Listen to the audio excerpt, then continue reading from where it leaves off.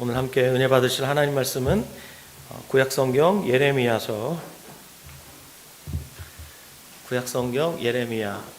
2장 13절 말씀입니다. 같이 한번 읽겠습니다. 시작.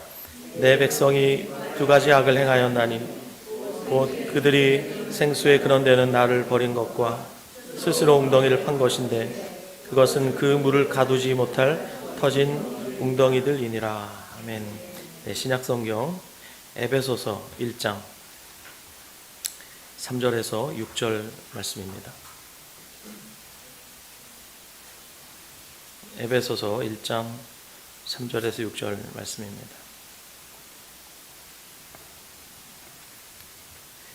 다 함께 읽습니다. 시작.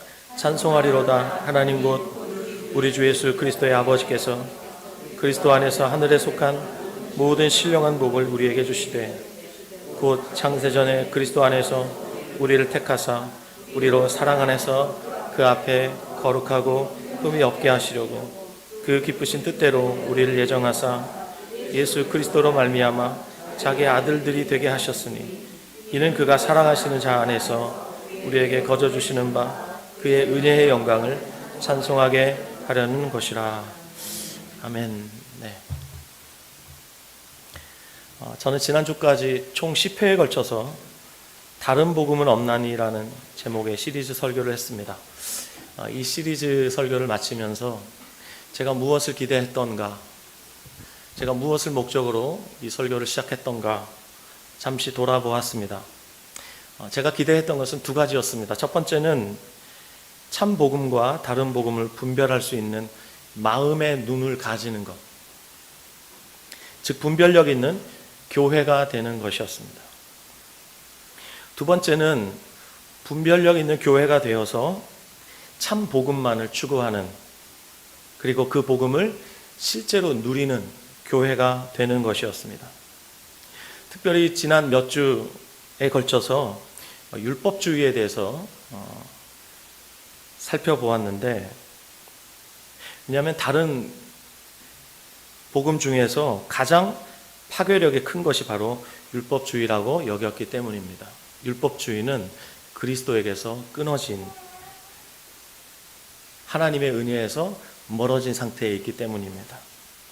그래서 율법주의에 대해서 설교하면서 껍데기 신앙에서 돌아서라 설교를 했습니다. 존재의 변화 없이 흉내만 내는 신앙, 형식은 화려한데 내용은 텅 비어있는 신앙, 사랑은 없는데 열정적인 신앙의 형태만을 유지하고 있는 것, 이 모든 것이 율법주의의 대표적인 모습이라고 말씀을 드렸습니다. 그 다음에는 육체를 의지하지 말라는 설교를 했습니다. 이 설교를 통해서 하나님을 인생의 주인으로 삼고 있는 사람은 경험이나 지식이나 스펙이나 돈이나 인맥이나 부모로부터 물려받은 유산이나 건강이나 외모 등의 육체를 자랑하지 않는다라고 말씀을 드렸습니다. 여러분, 육체를 의지하는 것이 바로 율법주의입니다. 성령의 반대말이 성경에는 놀랍게도 육체입니다. 우리가 의지할 만한 육체들이 많이 있습니다. 그런데 그 모든 것들을 의지하기 시작하면 우리는 율법주의에 덫에 걸립니다. 이 율법주의에 덫에 걸리면 하나님의 은혜가 바싹 말라버립니다. 이건 여러분들이 논리적으로 설명하지 않았어도 저와 여러분들이 이제까지 한두 번은 반드시 겪었을 일입니다. 왜 내 인생에 은혜가 이렇게 메마르지? 왜 이렇게 생기가 없지? 왜 이렇게 기쁨이 없지? 율법주의의 올무에 지금 걸려 있는 거예요. 육체를 의지하는 것, 하나님 아닌 다른 어떤 것, 그것이 바로 육체거든요. 그거 의지하면 우리는 율법주의의 덫에 걸리게 됩니다. 또 제가 자기를 낮추라는 설교를 했습니다. 자기를 의롭다고 믿는 것, 이것이 자기를 높이는 거예요. 반대로 자기가 죄인이라고 믿는 것, 이것은 자기를 낮추는 거예요. 스스로 의롭다고 여기고 자기를 높이면서 다른 사람을 멸시하는 모습은 자기 의에 충만한 모습이라고 말씀드렸어요. 이 자기 의는 가장 위험한 율법주의의 모습이에요.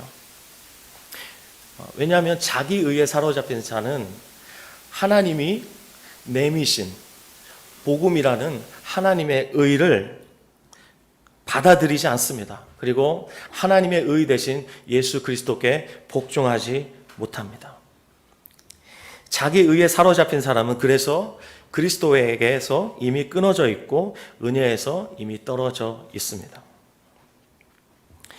예수님이 필요한 사람은 자기가 죄인이라고 고백하며 자기를 낮추는 사람이지 자기 잘났다고 말하면서 자기를 높이는 사람은 아닙니다. 오늘도 우리는 하나님 앞에서 아까 권사님 고백하신 것처럼 우린 주님 앞에 면목 없는 존재예요. 아멘입니까? 나는 죄인입니다라는 고백이 무슨 뜻입니까? 나는 여전히 주님이 필요합니다. 이런 뜻이에요. 그리고 저는 지난번 설교를 통해 예수 그리스도의 은혜와 그를 아는 지식에서 자라가라고 격려해 드렸습니다. 우리 중에 그 누구라도 말씀을 전하고 있는 저라도 그리스도의 은혜와 그를 아는 지식에서 자라가지 않으면 금방 율법주의적인 사고, 율법주의적인 삶의 태도로 되돌아갈 수 있다는 사실을 여러분에게 상기시켜 드렸습니다. 우리는 성령으로 시작했으면 성령으로 맞춰야 돼요. 결코 육체로 돌아가면 안 돼요. 성령으로 시작하였다가 육체로 돌아가려 하느냐? 바울 사도가 탄식하면서 그의 제자들에게 외쳤던 말이에요. 여러분, 예수 그리스도의 은혜와 그를 아는 지식에서 자라가고 성숙해가는 길, 이것 외에는 다른 복음으로부터 벗어날 수 있는 길이 없어요. 우리는 계속해서 자라가야 합니다. 오늘 마지막으로 여러분과 함께 이 시리즈 설교를 나누지만 여러분 마음속에서 하나님의 말씀이 계속해서 걸음이 되고 또 양분이 되고, 그래서 여러분이 성장해 가시면서 절대로 율법주의로 돌아가시면 안 됩니다. 아멘. 예수님이 사셨던 것처럼 사셔야 돼요. 예수님은 하나님을 목적 삼고 사셨어요. 그리고 하나님에 의해 사셨고 하나님을 통해 사셨어요. 그분의 삶의 목적은 하나님이셨고 그분의 삶의 힘은 하나님이셨고 그분의 삶의 방법도 하나님이셨다는 사실을 기억하시기 바랍니다. 오늘은 이 시리즈 설교의 마지막 기복주의에 대한 말씀을 나누려고 합니다. 여러분, 기복이 뭐죠? 많이 들어보셨는데 생각 안 해보셨을 수도 있어요. 기복이 무슨 뜻이냐? 복을 빈다는 뜻입니다. 복을 빈다, 기복. 이제 며칠 후면 우리는 여기 중에 한 사람도 빼지 않고 이렇게 인사할 거예요. 새해 복 많이 받으세요. 그리고 덕담을 막 주고받게 될 거예요. 희망을 말하고 그 사람의 격려의 말들을 막 쏟아 부을 거예요. 전 세계에서 복을 제일 좋아하는 나라를 꼽으라면 여러분은 어떤 나라를 꼽고 싶습니까? 예? 중국 나왔고요. 중국. 예? 한국. 예.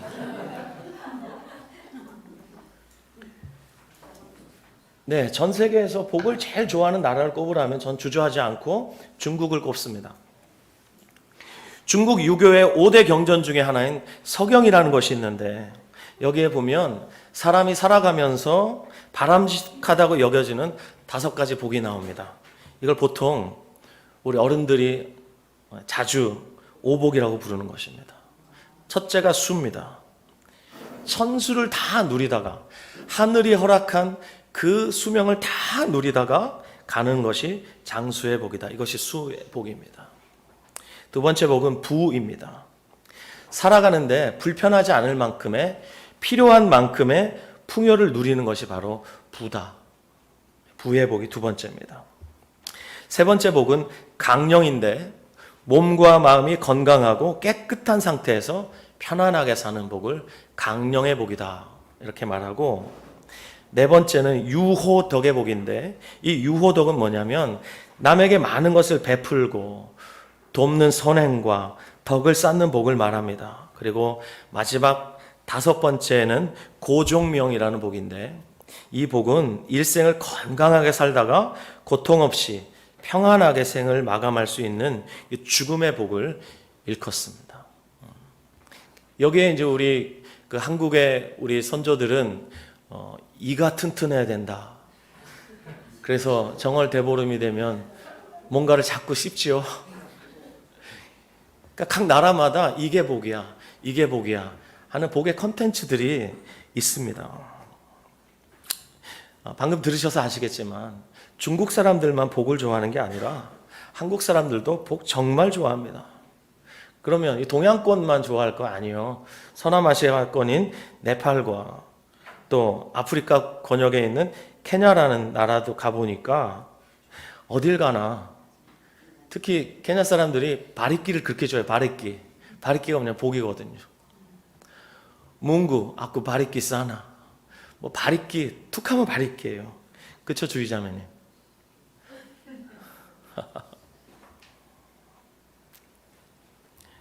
참 복을 좋아합니다.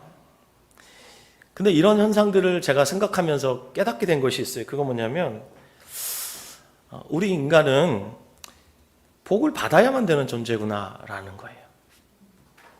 우리 인간은 참 복이 없으면 안 되는 존재구나. 복의 대상이에요.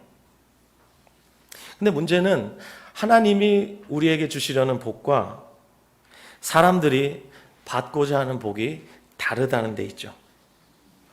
오늘 우리가 예레미야서 2장 13절 말씀 읽었는데 다시 한번 보세요. 예레미야 2장 13절.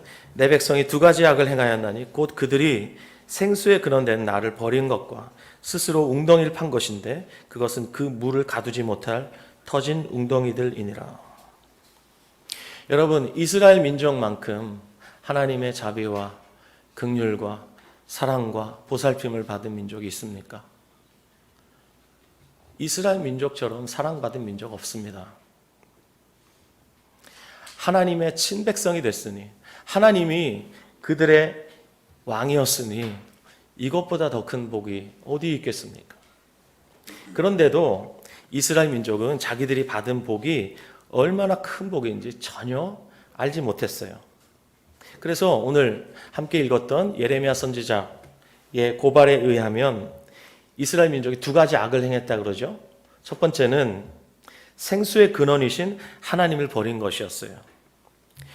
생수의 근원, 이게 무슨 뜻이에요? 우리가 가물어지면 물 근원을 찾아가죠. 물 근원이 말라버리면 그건 정말 끔찍한 것입니다.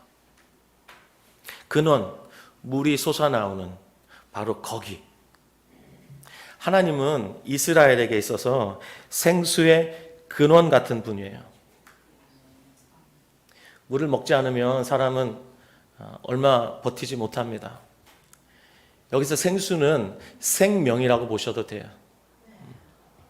그들이 살아갈 수 있는 그 근원, 그 힘, 하나님에게 있었거든요. 근데 그들이 생수의 근원이신 하나님 버렸습니다. 그러니 당연히 목이 마르죠. 살고 싶죠. 그래서 이 목마름을 해결하려고 여기저기에 여러 다른 웅덩이들을 파기 시작했습니다. 이것이 두 번째 악이다, 이렇게 말씀하고 있죠. 파니까 물이 나오는 것 같아요. 근데 이내 바짝 말라버립니다. 왜냐하면 물을 저축하지 못하는 터진 웅덩이에요. 밑 빠진 독이에요. 이 두 번째 악은 그들이 하나님 대신에 다른 웅덩이들을 하나님 삼은 죄예요. 이스라엘이 망한 이유가 바로 이것입니다. 하나님 자신이 진짜 복인데 그걸 모르고 하나님을 버리고 하나님을 대체할 수 있는 다른 하나님을 찾았기 때문에 이스라엘이 망한 겁니다. 오늘 우리가 두 번째 읽은 에베소서 1장 3절에서 6절 말씀에 특별히 에베소서 1장 3절 말씀 다시 한번 주목해 보십시오. 에베소서 1장 3절 말씀. 자, 한 번 더 읽을까요? 시작. 찬송하리로다 하나님 곧 우리 주 예수 그리스도의 아버지께서 그리스도 안에서 하늘에 속한 모든 신령한 복을 우리에게 주시되. 예, 여기 우리 그리스도인들이 어떤 복을 받았는지 분명하게 말씀하고 있습니다. 한번 따라 하실까요? 하늘에 속한 신령한 복. 다시 한번요. 하늘에 속한 신령한 복. 근데 이 복을 그리스도 안에서 이미 다 받았다라고 말씀하고 있어요. 우리말 성경은 신령한 복을 우리에게 주시되 이렇게 번역해 놨기 때문에 의미가 잘 들어오지 않습니다. 근데 새 번역은 이렇게 되어 있습니다. 하늘에 속한 온갖 신령한 복을 우리에게 주셨습니다. 영어 성경을 봐도 그렇고 헬라어로 된 원문을 봐도 그렇고 전부 완료형으로 이미 우리에게 다 왔다는 거예요. 믿으시면 아멘. 네. 근데 이 복이 어떤 복이냐면 하늘에 속한 복이라는 거예요. 하늘에 속한 복이라면 이 땅에 속하지 않은 복인 게 분명합니다. 맞습니까, 여러분? 예. 우리가 이 땅에서 그리스도인으로서 추구하고 누려야 할 복이 무엇이냐? 바로 이 하늘에 속한 신령한 복이에요. 예수님께서도 사마리아 우물가의 여인에게 이렇게 말씀하셨어요. 이 물을 마시는 자마다 다시 목마르려니와 내가 주는 물을 마시는 자는 영원히 목마르지 아니하리니 내가 주는 물은 그 속에서 영생하도록 솟아나는 샘물이 되리라. 이 물은 세상이 주는 물이에요. 마치 바닷물처럼 마시면 마실수록 더 갈증이 나는 거예요. 이것이 이 물의 특징이에요. 이 물을 마시는 자는 다시 목마르려니와 반대로 내가 주는 물을 마시는 자는 영원히 목마르지 않을 것이다. 믿으시면 아멘. 예. 영화 바울의 명대사 여러분에게 다시 한번 소개해 드립니다. 죽기 전 바울, 그가 너무나 덤덤하게 너무나 당당하게 자기의 목숨줄을 쥐고 있는 로마의 행정관에게 해주었던 말입니다. 제가 대사 그대로 읽겠습니다. 인간의 삶은 손바닥 위의 바닷물과 같다. 그리스도인들은 손 아래로 빠져나가는 한 줌의 바닷물이 아닌 끝없이 흐르는 나머지 바닷물을 보고 산다. 우리가 살아야 할 태도입니다. 인간의 삶은 손바닥 위의 바닷물과 같다. 그리스도인들은 손 아래로 빠져나가는 한 줌의 바닷물이 아닌 저 끝없이 흐르는 나머지 바닷물을 바라보며 산다. 세상 사람들이 어떻게 사는 줄 압니까? 움켜줘요. 손바닥 위의 바닷물, 이거 안 새게 하려고 있는 힘을 다해서 이거 지키려고 합니다. 하지만 이거 어느새 다 빠져나가 버립니다. 저도 가끔 목욕탕에 가면 이거 해봐요. 이거 얼마나 내가 버티나 해봐요. 나중에는 오래 버틴다고 하다가도 손에 쥐가 나가지고 더 못 버티겠어요. 금방 쑥 빠져나갑니다. 우리는 빠져나가는 이 바닷물, 한 줌의 바닷물, 이거 아쉬워하는 자들이 아니라, 이게 아니라 나머지 바닷물 전체를 바라보면 저게 우리 거예요. 저게 우리 거예요. 하지만 여러분 오해하지는 마십시오. 오늘 제가 기복주의를 설교하면서 복을 무조건 터부시해라, 무조건 거절해라, 그리스도인은 병들고 가난하게 살아야 된다, 이런 말이 아니에요. 하나님이 여러분에게 누리게 하시면 누리세요. 누리시되 사명이 있다는 것을 생각하셔야 돼요. 하나님이 주시는 참 복과 세상에서도 얼마든지 얻을 수 있는 복을 분별하시라고 오늘 마지막으로 제가 설교하는 겁니다. 여러분, 우리에게 정말 필요한 거, 그건 분별력이에요. 분별력. 마치 롯이 소돔과 고모라 땅에서 의로운 자임에도 불구하고 의로운 심령이 상해감에도 불구하고 계속 거기 퍼질러 앉아가지고 여기가 좁사오니 그렇게 살면 안 되는 거예요. 빠져나와야 할 때는 빨리 빠져나와야 하고, 맞서 싸워야 할 때는 과감하게 맞서 싸울 줄도 알아야 되고, 이 모든 것이 분별력 없으면 못해요. 그러므로 저와 여러분들이 이 다른 복음 시리즈, 제가 지난 10번의 설교를 통해서 여러분에게 조금만 말씀드렸을 뿐이에요. 여러분을 위해 기도합니다. 여러분에게 분별력이 있으시기를 정말 예수님의 이름으로 축복합니다. 히브리서 11장 24절로 26절 보면 모세가 어떻게 살았는지 히브리서 기자가 이렇게 말씀해 주고 있어요. 제가 읽어드릴게요. 믿음으로 모세는 장성하여 바로의 공주의 아들이라 칭함받기를 거절하고 도리어 하나님의 백성과 함께 고난받기를 잠시 죄악의 낙을 누리는 것보다 더 좋아하고 그리스도를 위하여 받는 수모를 애굽의 모든 보화보다 더 큰 재물로 여겼으니 이는 상 주심을 바라봄이라. 모세가 이렇게 살았대요. 애굽의 모든 보화보다 그리스도를 위하여 받는 수모를 더 큰 재물로 여겼다. 당시 애굽은 세계 최고의 강대국이었어요. 세상의 모든 보물이 애굽으로 다 모여들었어요. 애굽에 존재하고 있었던 수많은 보화를 다 합친 것보다 그리스도를 위해 받는 수모를 더 큰 재물로 여겼다. 이것이 모세의 믿음이었어요.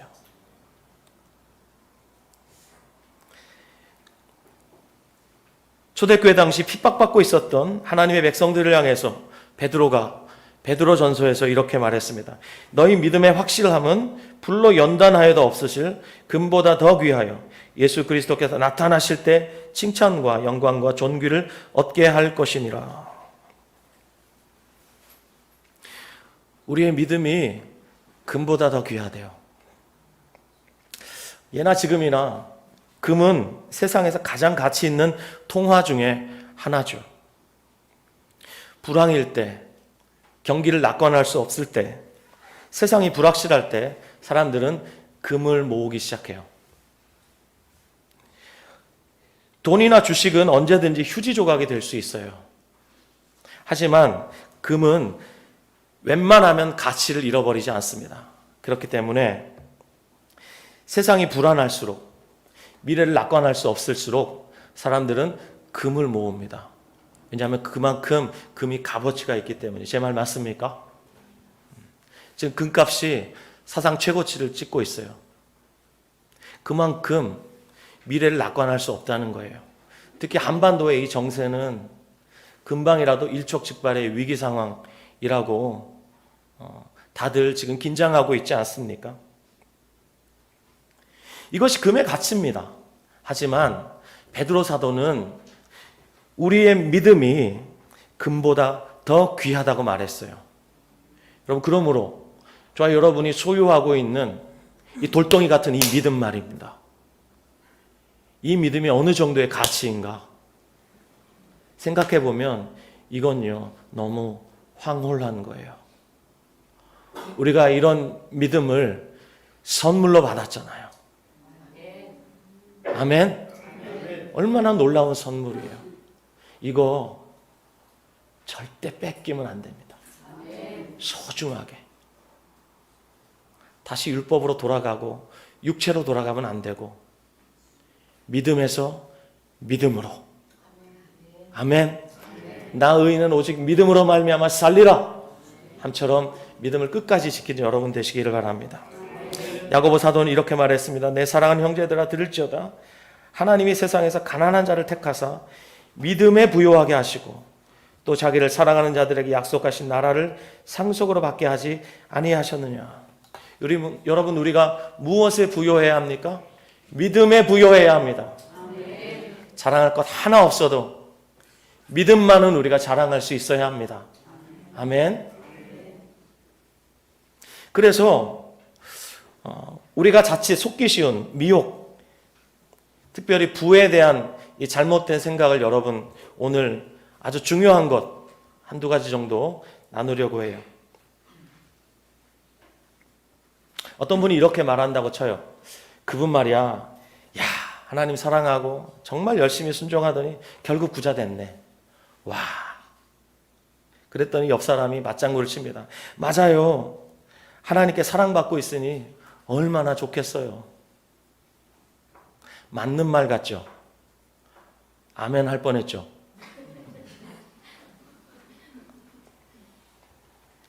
여러분, 우리가 순종했더니 복받았다고 믿는다면 이것이야말로 제가 지난 몇 주간 힘주어 설교했던 율법주의의 모습입니다.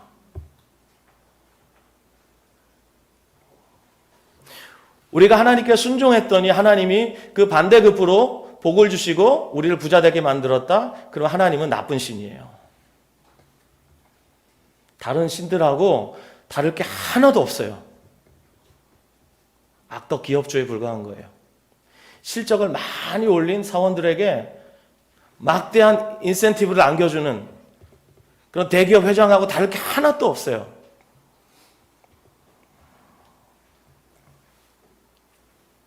우리 주변에는 순종하는 삶을 살았음에도 불구하고 세상 사람들의 기준으로 볼 때 참 불행하네. 어떻게 저렇게 인생이 꼬였지? 라는 평가를 듣는 믿음의 사람들이 구름처럼 어다합니다. 여러분 기억하셨으면 좋겠어요. 하나님께 순종했다면 순종한 거 그것 자체가 복이에요. 내가 순종했으니까 하나님으로부터 무언가 신령한 것을 땡겨내려고 하는 이것 자체가 악독한 율법주의적인 시도예요. 이미 그리스도 안에서 하늘에 속한 신령한 복이 우리에게 다 왔기 때문에 우리는 더 이상 구할 게 없어요, 사실. 맞습니까? 맞아요. 여러분 오해하지 마십시오. 하나님을 사랑하고 하나님께 순종하는 것, 이건 너무나 귀한 영적 유산이죠. 우리 안에 있는 너무나 귀한 영적인 선물이에요. 우리 안에서 만들어낼 수 있는 하나님이 허락하시는 너무나 영적인 믿음의 유산들이죠. 그렇지만 하나님을 사랑하고 순종했기 때문에 다 부자가 되는 것이 아니란 말입니다. 부자가 된 것은 믿음 좋음에 대한 증거도 아닙니다. 부자가 된 것은 순종과 헌신에 대한 보상이 아니란 말입니다. 오히려 부는 은사입니다. 은사는 하나님이 주권적으로 하나님의 뜻에 따라 각 사람에게 하나님이 나누어 주시는 거예요. 은사는 공평하지 않습니다. 은사가 각각 다르지만 사람들 안에 시기심이 있기 때문에, 질투심이 있기 때문에 나보다 더 좋아 보이는 은사, 그런 쪽으로 사람들은 쏠리게 돼 있어요. 초대교회 당시 특별히 고린도 교회를 어렵게 만들었던 은사가 있습니다. 그게 뭐예요? 눈에 확 띄는 예언과 방언과 병 고치는 은사, 이런 것들이에요. 이런 은사를 받은 사람은 와, 하나님께 더 사랑받았구나 라고 오해했단 말이에요. 이처럼 은사는 공평하지 않습니다. 쉽게 말해서 은사는 하나님 마음대로 나누어 주시는 겁니다. 자, 다 같이 마태복음 25장 14절부터 30절에 있는 말씀을 함께 보시겠습니다. 마태복음 25장 14절에서 30절 말씀입니다. 여러분이 잘 아시는 달란트 비유입니다. 이 비유를 여러분에게 소개하고 싶습니다. 자, 14절부터 30절인데요.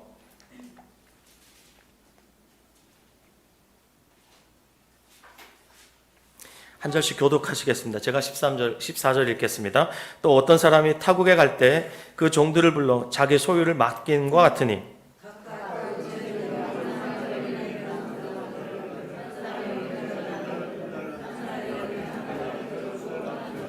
다섯 달란트를 받은 자는 바로 가서 그것으로 장사하여 또 다섯 달란트를 남기고 두 달란트 받은 자도 그같이 하여 또 두 달란트를 남겼으니 한 달란트 받은 자는 가서 땅을 파고 그 주인의 돈을 감추어 두었더니 오랜 후에 그 종들의 주인이 돌아와 그들과 결산할 때 다섯 달란트 받았던 자는 다섯 달란트를 더 가지고 와서 이르되 주인이여 내게 다섯 달란트를 주셨는데 보소서 내가 다섯 달란트를 남겼나이다. 그 주인이 이르되 잘하였도다. 착하고 충성된 종아, 내가 적은 일에 충성하였음에 내가 많은 것을 내게 맡기리니 내 주인의 즐거움에 참여할지어다. 2 달란트 받았던 자도 와서 이르되 주인이여 내게 2 달란트를 주셨는데 보소서 내가 또 2 달란트를 남겼나이다. 그 주인이 이르되 잘하였도다. 착하고 충성된 종아, 내가 적은 일에 충성하였으면 내가 많은 것을 내게 맡기리니 내 주인의 즐거움에 참여할지어다. 1 달란트를 받았던 자는 와서 이르되 주인이여 당신은 굳은 사람이라 심지 않은 데서 거두고 해치지 않은 데서 모으는 줄을 내가 알았으므로 두려워하여 나가서 당신의 달란트를 땅에 감추어 두었나이다. 보소서 당신의 것을 가지셨나이다. 그 주인이 대답하여 이르되 악하고 게으른 종아, 나는 심지 않은 데서 거두고 해치지 않은 데서 모으는 줄로 내가 알았느냐. 그러면 내가 마땅히 내 돈을 취리하는 자들에게나 맡겼다가 내가 돌아와서 내 원금과 이자를 받게 하였을 것이니라고. 그에게 그 1 달란트를 빼앗아 10 달란트 가진 자에게 주라. 무릇 있는 자는 받아 풍족하게 되고 없는 자는 그 있는 것까지 빼앗기리라. 다 함께요. 이 무익한 종을 바깥 어두운 데로 내쫓으라. 거기서 슬피 울며 이를 갈리라 하니라. 아멘. 특별히 14절 15절 말씀 다시 보시면 주인이요 먼 나라로 가면서 그 종들을 불러서 자기의 소유를 맡깁니다. 자기가 가지고 있었던 소유를 맡기는데 어떤 사람에게는 재능대로 5 달란트를, 어떤 사람에게는 2 달란트를, 어떤 사람에게는 1 달란트를 주고 떠났습니다. 잘 보세요. 분배가 공평하지 않죠. 분배는 공평하지 않습니다. 그래서 사람들은 오늘도 공평하신 하나님이란 이야기를 들으면 몹시 불쾌해합니다. 선뜻 동의가 안 됩니다. 왜냐하면 우리 주변에는 타고난 금수저들이 있기 때문이에요. 흙수저들, 소위 말하는 개천에서 난 사람들. 이 사람들은 아무리 용을 써도 용이 못 됩니다. 점점 그런 시대로 사회 구조가 화석화되어 가고 있어요. 굳어져 가고 있단 말이에요. 어떤 사람은 100m를 달리는데 저기 꼬린 지점 앞에 있고, 어떤 사람은 출발선 바로 앞에 있고, 어떤 사람은 저 뒤쪽에 있어요. 공평하지 않아요. 이건 분배라는 관점에서 볼 때 그래요. 하나님은 어떤 사람에게는 많이 맡기시고 어떤 사람에게 적게 맡기셨어요. 이건 사실이에요. 근데 우리는 기분이 나쁘죠. 왜 하나님 마음대로 그렇게 하시냐고. 내 마음대로 하고 싶으니까 그런 거예요. 그러나 여러분, 분배라는 관점이 아니라 결산의 관점을 한번 보세요. 하나님은 참으로 공평하신 분이 맞아요. 이 비유에서 5 달란트 받은 사람은 받은 것으로 장사해서 5 달란트를 남겼습니다. 그리고 2 달란트 받은 사람은 동일하게 장사하여 2 달란트 남겼습니다. 그때 이 5 달란트 남긴 사람과 2 달란트 남긴 사람에게 대한 칭찬이 똑같습니다. 잘하였다. 착하고 충성된 종아. 내가 적은 일에 충성하였음에 내가 많은 것으로 내게 맡기리니 내 주인의 즐거움에 참여할지어다. 우리 중에 분명히 어떤 사람은 5 달란트 받은 사람이 있을 거예요. 어떤 분은 2 달란트, 어떤 사람은 1 달란트 받은 분이 계실 겁니다. 이거 우리 인생의 주인이신 하나님께서 우리에게 주권적으로 나누어 주신 거예요. 기분이 나빠도 어쩔 수 없어요. 그래서 분배의 차원으로 보면 하나님이 너무 불공평하신 분이에요. 공평하신 하나님이 부르고 싶지 않죠. 하지만 마지막 날에 주님이 결산하실 때 5 달란트 맡긴 자에게는 5 달란트를 찾아요.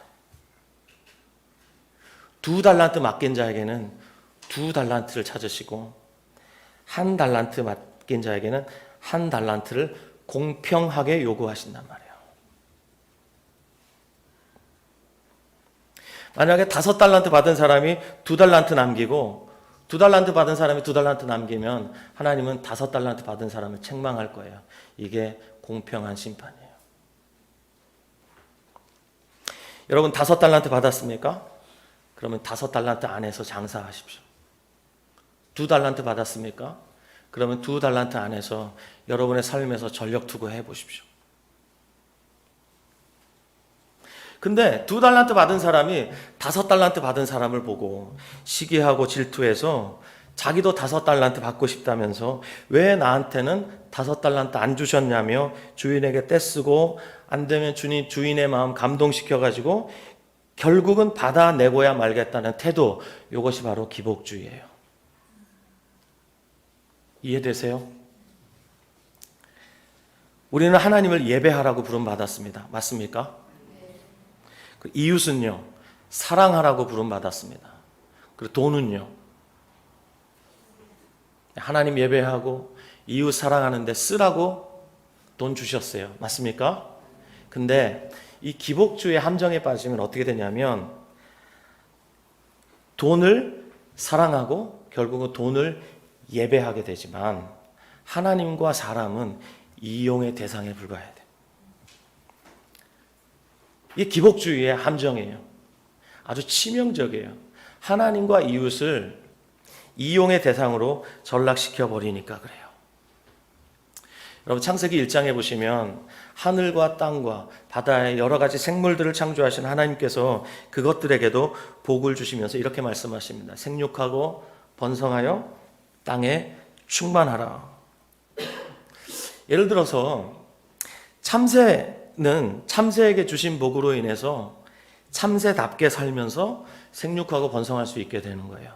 이게 참새에게 주신 복이에요. 독수리 있죠, 독수리. 마리오, 가루다. 인도네시아로 독수리가 가루다거든요. 이 가루다에게는 어떤 복을 주셨냐면 가루다로 능히 살 수 있는 복을 주셨어요. 이게 가루다에게 주신 복이에요. 마찬가지로 하나님은 우리 죄인들이 그리스도인답게 살 수 있도록 죄로 인해 깨어진 하나님의 형상을 예수 그리스도로 말미암아 회복시켜서 새로운 피조물이 되게 하시고 뿐만 아니라 새로운 피조물답게 살 수 있도록 하늘에 속한 모든 신령한 복을 이미 그리스도 안에서 다 부어주셨어요. 그러므로 우리가 할 일은 이 세상이 줄 수 없는 그 복을 구하고 그리고 신령한 복을 누리면서 살아가는 거예요. 그래서 바울은 자기가 복음을 전해서 복음으로 낳은 에베소 교회를 향해서 그가 이렇게 기도했어요. 다 같이 에베소서 1장 17절에서 19절 말씀 보시겠습니다. 에베소서 1장 17절에서 19절. 자, 시작. 우리 주 예수 그리스도의 하나님 영광의 아버지께서 지혜와 계시의 영을 너희에게 주사 하나님을 알게 하시고 너희 마음에 눈을 밝히사 그의 부르심의 소망이 무엇이며 성도 안에서 그 기업의 영광의 풍성함이 무엇이며 그의 힘의 위력으로 역사하심을 따라 믿는 우리에게 베푸신 능력의 지극히 크심이 어떠한 것을 너희로 알게 하시기를 구하노라. 아멘. 예. 바울이요 에베소 교회를 향한 소망이 있었어요. 그거 뭐냐면 하나님을 알게 하시는 거였어요. 하나님, 에베소 교회 성도들이 하나님을 알게 해주십시오. 근데 그 알의 내용이 뭐냐면 첫 번째, 부르심의 소망을 아는 것이에요. 부르실 때 하나님이 어떤 소망으로 부르셨는가. 두 번째는 하나님이 이미 성도 안에서 허락하신 그 기업이 얼마나 풍성한 것인가, 그 기업이 얼마나 영광스러운 것인지를 알게 해달라고 기도했어요. 풍성함. 세 번째는 하나님이 이 성도들을 붙들어 가시는, 하나님이 이 성도들을 성도답게 만들어 가시는 하나님의 그 크신 능력을 알게 해달라고 기도했어요. 소망, 풍성함, 능력, 이것을 에베소 교인들이 알게 해달라고 기도한 거예요. 사랑하는 여러분, 우리가 조금만 노력하면 세상에서 얻을 수 있는 복들이 있습니다. 그렇지만 아무리 노력해도 세상에서도 얻을 수 없는 복들이 있어요. 그렇지만 이 두 가지는 우리가 궁극적으로 추구해야 할 대상들이 아닙니다. 왜냐하면 예수님께서 분명히 약속하셨어요. 우리가 하나님의 나라와 하나님의 의를 구하면 이것들은 다 더하시겠다고 말씀하셨어요. 우리에게 필요하다 싶으면 하나님은 주세요. 그분은 전지하시고 전능하신 분이시기 때문에. 왜 안 주실까요? 저 같은 사람 공짜로 저희 어머니로부터 서울 시내에 있는 아파트 유산으로 물려받았습니다. 근데 저는 그것을 지킬 수 있는 능력이 없었어요. 그래서 슬프지만, 여러분에게 고백하는 게 슬프지만 그거 다 날렸어요. 저한테는 아직 그것이 합당하지 않았기 때문에 저에게 왔다가 잠시 머물다 간 거예요. 필요하면 왜 안 주시겠어요? 주시죠. 하지만 우리가 마땅히 있어야 할 그 자리를 이탈하기 시작하면 그 복은 우리에게 와도 우리에게 절대 참 복이 되지 못해요. 그래서 여러분, 세상에 줄 수 있는 복, 우린 그것을 추구하지 않고 오히려 세상이 결코 줄 수 없는 하늘에 속한 신령한 복을 추구하는 겁니다. 여러분, 우리가 무엇을 추구해야 하는지 여러분에게 마지막으로 결론이 되었으면 좋겠습니다. 골로새서 2장 3절. 자, 시작. 그 안에는 지혜와 지식의 모든 보화가 감추어져 있느니라. 한 번 더요. 그 안에는 지혜와 지식의 모든 보화가 감추어져 있느니라. 아멘. 그리스도 안에 모든 지혜와 지식의 보화가 감추어져 있습니다. 우리가 이미 그리스도 안에 있다는 사실을 기억하시기 바랍니다. 이거 그럼 평생에 잊지 않으시고 우리 다 함께 하늘에 속한 신령한 복을 추구하고 또 누리는 그런 성숙한 그리스도인들이 되시기를 주님의 이름으로 축원합니다. 기도하겠습니다.